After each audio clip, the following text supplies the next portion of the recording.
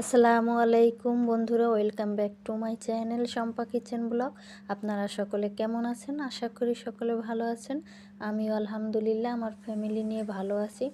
তো বন্ধুরা, আজকে সকাল সকাল রান্নায় চলে আসলাম। আজকে আমি রান্না করব শোল মাছ দিয়ে আলু দিয়ে ভুনা। তো আজকে সকাল সকাল রান্না করতে চলে আসলাম। আমার মেয়েকে নিয়ে আবার একটু ওর স্কুলে যাওয়া লাগবে, ওর স্কুলে রেজাল্ট দেবে আজকে, এই কারণে সকাল সকাল রান্না করতে আসলাম। তো আমি রাইস কুকারে ভাত বসাই দিয়া আর এই এখন শোল মাছ দিয়া নতুন আলু দিয়া রান্না করব। তো মশলা ভালোভাবে কষানোর পরে আমি শোল মাছটা দিয়ে ভালোভাবে কষাই নিব। শীতের সময় কিন্তু শোল মাছ রান্না কিন্তু অনেক মজাই লাগে।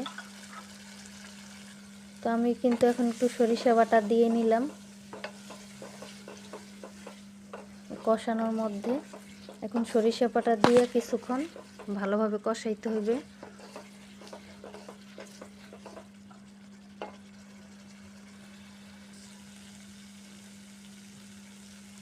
এই যে আমার কষানো হয়ে গেছে, এখন একটু পানি দিয়ে আর একটু কষানোর পরে তারপরে মাছটা আমি উঠাইয়ে রাখবো, না হলে আবার মাছটা ভাঙিয়ে যাইতে পারে। তো মাছটা উঠানোর পরে আবার আমি আলু দিয়ে তারপরে কষাবো। আবার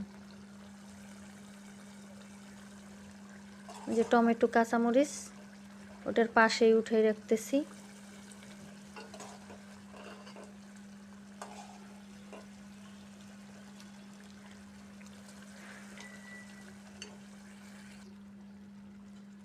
এই যে আমি আলু দিয়ে নিলাম, আলু দিয়ে আবার কিছুক্ষণ কষাবো।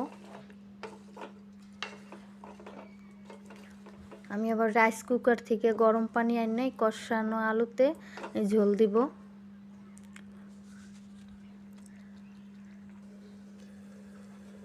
তো আমি কিন্তু এই শোল মাছটা ভুনা করতেছি আর শাক ভাজি করেছি, এটাই রান্না আজকে। তো শাক ভাজি আর দেখাবো না, শুধু এই শোল মাছটাই দেখাবো। ভিডিও না হলে বেশি বড় হয়ে যায়। এই যে রাইস কুকার থেকে গরম পানি দিলাম কষানোর পরে।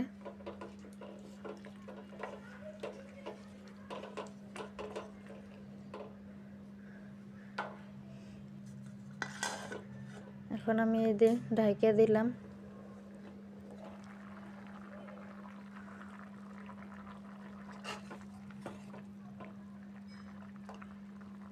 এই যে আমার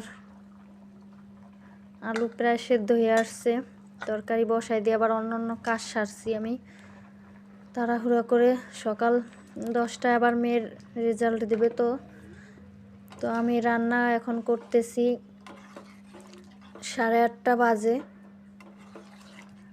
তো এই যে টমেটো আর ওই যে কাঁচামরিচ মাছটা শোল মাছটা এখন আবার দিয়ে নিলাম, দিয়ে কিছুক্ষণ ঢাকা রাখবো। একটু লবণও দিয়ে নিলাম, লবণ কম হয়েছিল একটু। আর আমি ধনিয়া পাতাটাও বাছে নিলাম এটা হইতে হইতে। তো এখন কিন্তু তরকারিটা হয়ে আসছে। এখন আমি ধনিয়া পাতাটা বাইসা ধুয়ে নিছি, এখন ধনিয়া পাতাটা আমি দিয়ে নেব।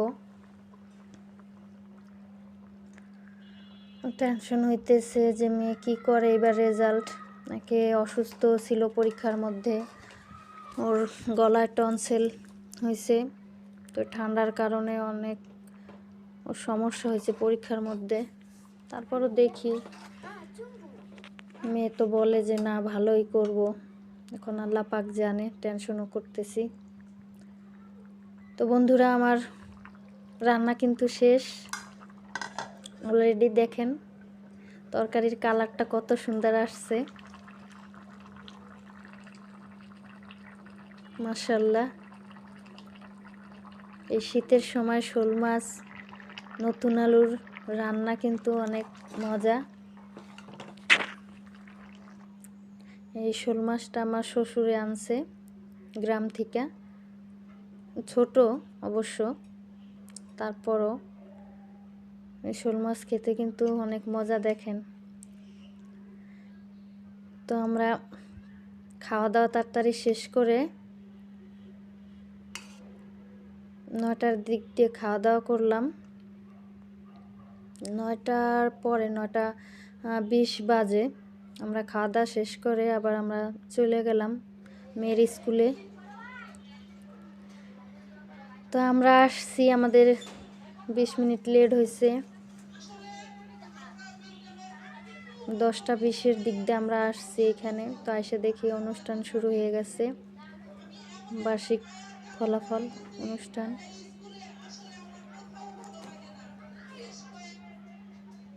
দেখি ওদের ম্যাডাম, তারপর প্রিন্সিপাল, তারা বক্তব্য দিতেছে।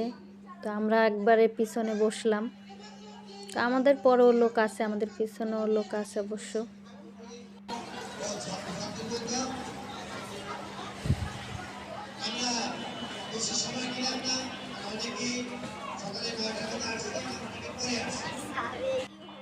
তো মেয়ে ফার্স্ট হয়েছে, কিন্তু প্রথম সময় দ্বিতীয় সময় থেকে বার্ষিকে নাম্বারটা কম পাইছে।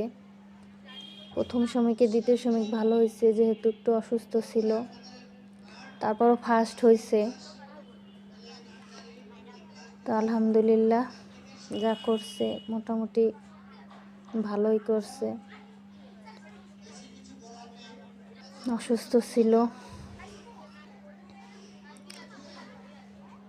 তো আজকে তো মেয়েটা দিল, 28 তারিখে দিছে।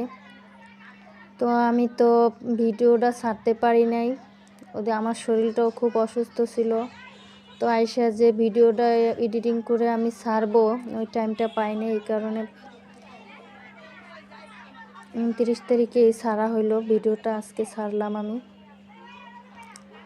তো আমার ছেলের আবার 30 তারিখে দেবে, দেখি কি হয়, আল্লাহ পাকেই জানে। তো আশা আছে ছেলেও ভালো কিছু করবে।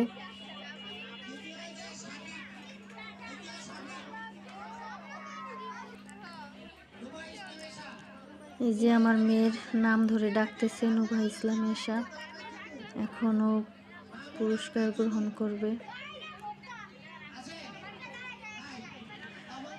তো বন্ধুরা, আমার ছেলে মেয়ের জন্য সবাই দোয়া করবেন, যেন ওরা সব সময় সুস্থ থাকে, ভালো থাকে।